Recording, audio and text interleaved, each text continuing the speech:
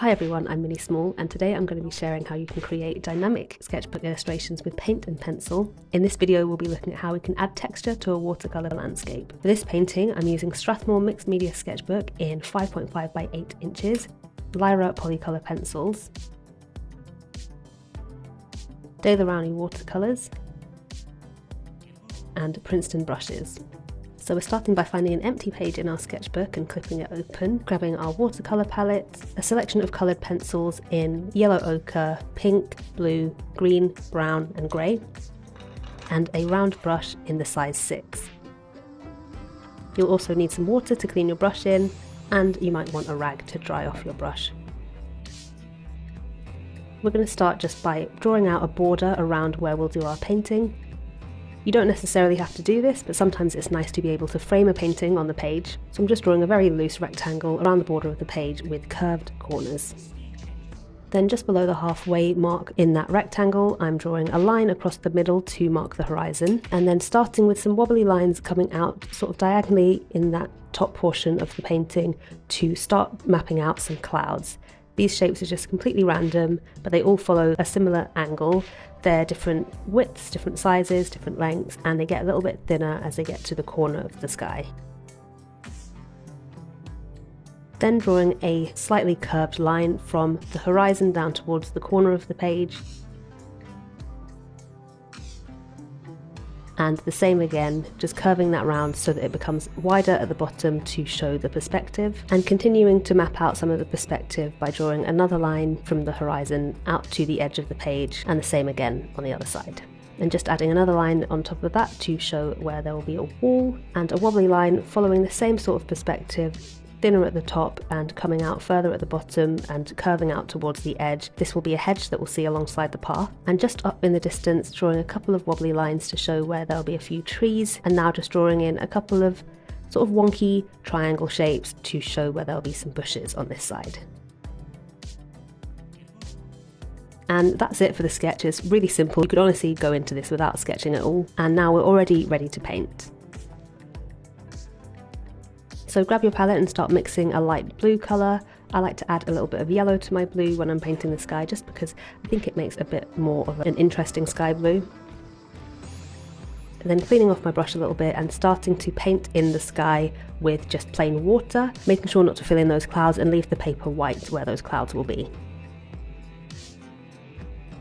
And then I can go in with that blue and just start swiping the paint along on the page where it's already wet, adding blue where I need to deepen the colour, especially up at the top. We want it to blend out slightly as we go further down, so the dark blue at the top and then a more watered down paint as we go down. And as with before, we're missing any areas where there will be clouds in the sky and just filling in that whole space with blue.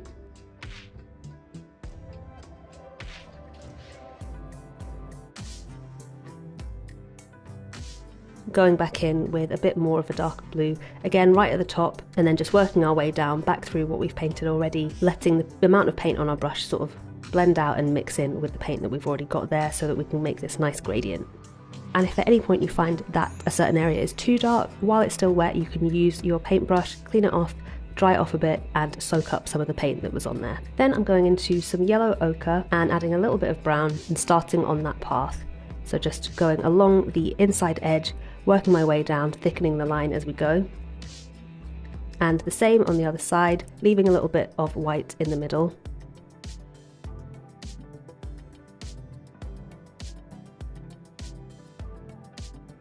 And then deepening that colour towards the bottom with a bit more ochre and a bit more brown, and blending that up in small little dots in the paint that's already wet so it'll blend out as it dries. And the reason I'm doing this darker at the bottom is that generally when you look at a landscape, the further you are away, the closer something is to the horizon, the lighter it is and also the bluer it is. So we want to give that sense of depth and distance just with how bold and how saturated we decide to use our colours in the areas of the painting that are closest to us. I've mixed a green here with some blue and yellow, making it a bit more blue so I can start painting in that field in the distance.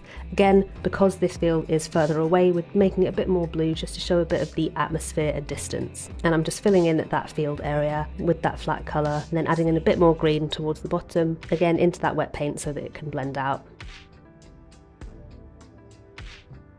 Now for the grass alongside the path, we're doing the same thing, starting out quite light and then gradually adding more and more paint to our brush, making it a bit more intense in colour and a bit more green as we travel further down the page. Same down the middle of that path, and also using this opportunity to add a few little brush strokes to show blades of grass that are dotting the path. And same again to the area of grass on the other side of the path.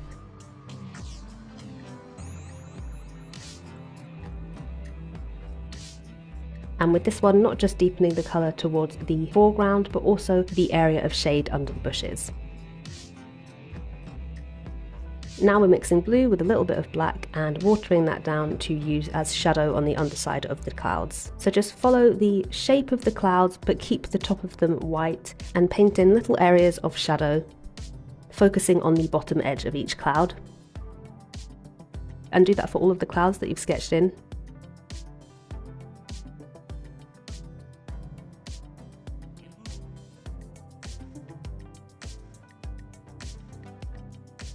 And now we're mixing some green with some blue and just filling in that field in the far distance behind the bushes as well. Now with a more bold green, we can start painting in the bushes. So just paint it in as a flat shape to start with, all the same colour, using the tip of your brush to create a more jagged and uneven edge to the top of the bush. And do the same at the bottom as well. Then add a bit of that blue to your brush, and in the wet paint you can start adding in some shadows towards the lower edge and just continue to work that paint through the already wet green paint, dotting it in to show little areas of shadow throughout the bush. And do the same again for the next one, painting in the green, adding some blue towards the bottom to show the shadow and dotting in any areas that you want to add a bit more depth to.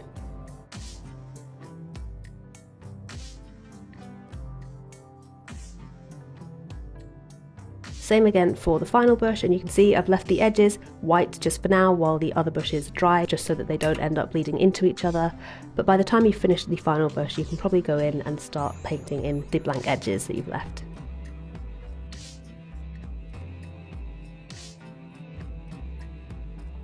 And with any paint that's left on your brush, just keep dotting in little areas of shadow throughout the bushes that will blend out as the paint dries. Now we're painting in the hedge on the other side in the same way, just filling it in with green, adding a darker area towards the bottom edge of it and just dotting little shadows throughout. With a dark blue-green colour we can paint in those trees on the horizon, again just using a wobbly line to show the tops of the trees and using a more blue colour because they are further in the distance.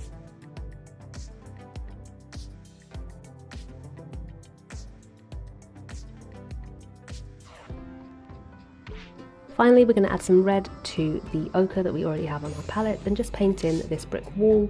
You can vary the colour as you go, adding a bit more black to show some variation in the colour of the bricks, and just sort of blend that up, changing colour as you go throughout.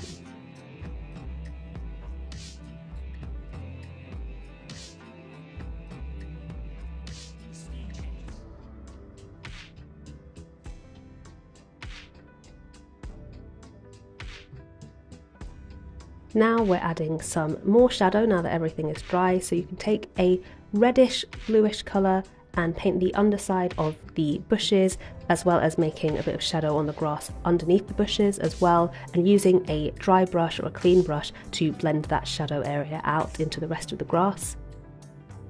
And the same again on the other side.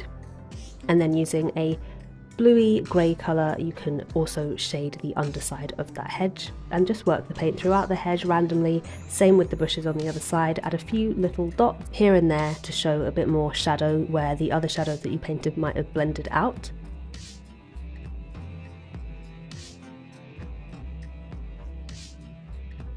And that actually wraps up the painting portion. You can see that you can have a very simple painting and then start to add more texture and colour and shadow and depth with pencils. So we're just going to start by filling in that outline that we did earlier, and we're going to change the colour from blue to green as we get down to the lower portion of the painting.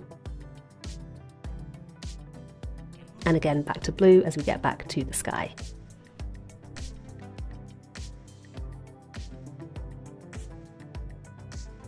Now we can start shading in the sky using very light strokes with our pencil to just shade small areas at a time. We want to be working in really small circles rather than going back and forth. And you're just shading in a flat colour, as I said, very light as you could possibly do, and just work your way down in strips, getting even lighter. The further you go down, the lighter you get, and making sure not to go into the clouds that you've drawn. And up at the top, you can deepen that blue with a heavier layer of shading and just continuing to layer on that coloured pencil towards the top. And just continue to shade the sky in this way, again keeping it as light as you possibly can. You want to see the texture of the pencil, but you don't necessarily want it to change the colour too much. And then with a grey pencil you can shade in that shadowy area of the clouds, deepening the shadow towards the bottom and making sure to do that for all of the clouds. And adding a little bit of pink to this shadow just to show a little bit of glow, a little bit of interest to this particular shadow. And you can even pull some of that pink out onto the white of the cloud to extend that shadow, but in a much lighter way. Now we're using green to start shading the bushes, and we're just going to shade it in small sections at a time, leaving some areas unshaded and following the contour of the shape of the bush to show where some areas of leaves might be in light, some areas might be in shadow. Then you can switch to the ochre pencil to add darker shadows down at the bottom, alternating between that and the green to add more shadow towards the bottom, and a few little dots and things here and there to show individual leaves. And the same again with the next one, starting with ochre this time, using a little bit of blue as well to deepen the shadows in the bottom and the edge of the bush. Going over that with the green and then feathering that green upwards into smaller areas of shading as you travel further up.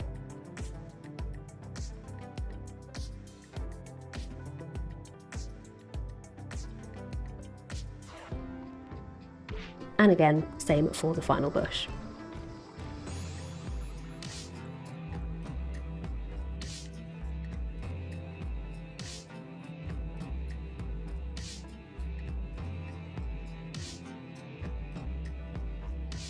And then you can go in and add a few more of those small little pencil strokes and circles to show a few areas where there might be a leaf or something sticking out. Now we're deepening the shadows underneath the bushes, so with the blue pencil, outlining the underside of the bush and just blending some shadow out towards the bottom edge of the page, deepening the shadows on the underside of the bushes as well.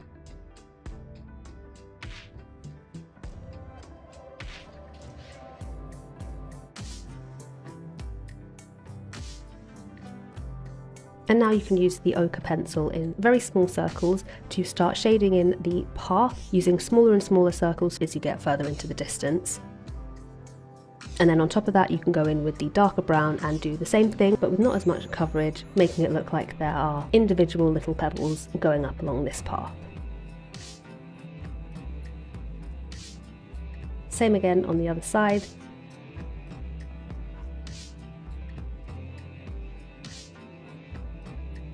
And then you can use your green pencil to start working on the grass. So in the areas closest to us in the foreground, we want to use a heavier hand with our pencil, just drawing blades of grass going upwards. And as we get closer to the horizon, we can use lighter strokes and spread them apart a bit, making those blades of grass smaller as they get further into the distance, even just doing a few little dots as we get closer to the horizon. And you can also draw some blades of grass travelling up the side of that wall, and then just finish off that portion with a few darker blades of grass randomly spread throughout. I'm deepening the shadow here under the bushes again, and doing the same on the other side to show where the brick wall is, and then shading the hedge in the same way that I did with the bushes, using dark blue to shade in the underside, and then coming out away from that edge at random to show some of the variation in shape. Also adding any little areas of shade that there might be throughout.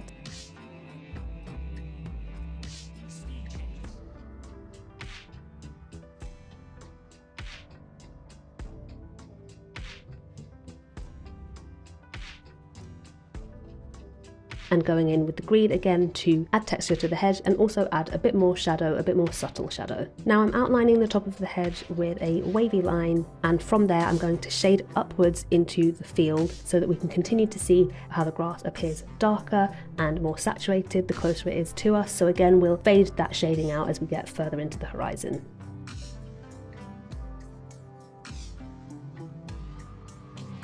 And just add a few more blades of grass at random throughout that field, and a little bit of ochre here and there, again quite at random, just to maybe suggest a bit of soil poking through and really just to add a bit of variation to the colour. Again, using that ochre to deepen some of the shadows in the hedges as well, and just going over the horizon line there, shading down slightly from there, and using the dark blue pencil to add some shadow to the bottom edges of those trees in the distance. Now we're just going to finish off with this brick wall, so I'm outlining it a little bit towards the top, and then as we get closer we can see more detail. I'm just drawing in a few of the individual bricks that make up the wall. This is a great way that you can use pencil to add more interesting texture to your paintings.